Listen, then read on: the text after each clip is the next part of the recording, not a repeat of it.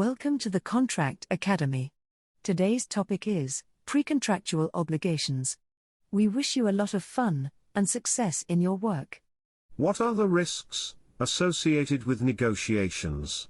With advanced negotiations, often a letter of intent is concluded between the parties.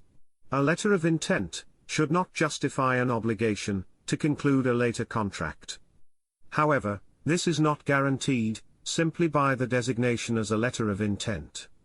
When drafting a letter of intent, it must be sufficiently stated that it is a non-binding declaration of intent, in order to avoid unwanted obligations.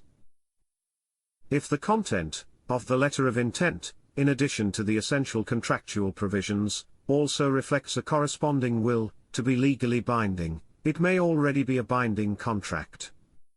The parties must actually treat the letter of intent as a non-binding declaration of intent. The agreement must not counteract it by demanding the other party with the requirement to begin with the performance.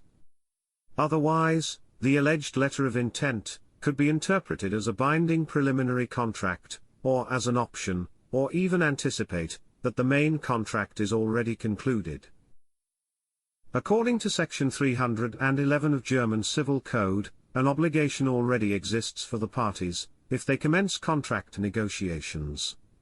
The obligee is entitled to demand performance from the other contracting party, according to Section 241 BGB, whereby each party is obliged to take into account of the rights, legal, and further interests of the other party. With a letter of intent, it makes therefore sense to define the interests of the parties. A violation of the requirement of acting in good faith, or defiance from general principles, can lead to a claim for damages. A premature, unilateral termination, or the lack of a response to performance expectations, can also lead to claims for damages. Depending on the wording, a letter of intent may well contain other enforceable obligations. It is customary for secrecy and exclusivity to be agreed as binding. A breach of these obligations regularly leads to a claim for damages. Did you like the content?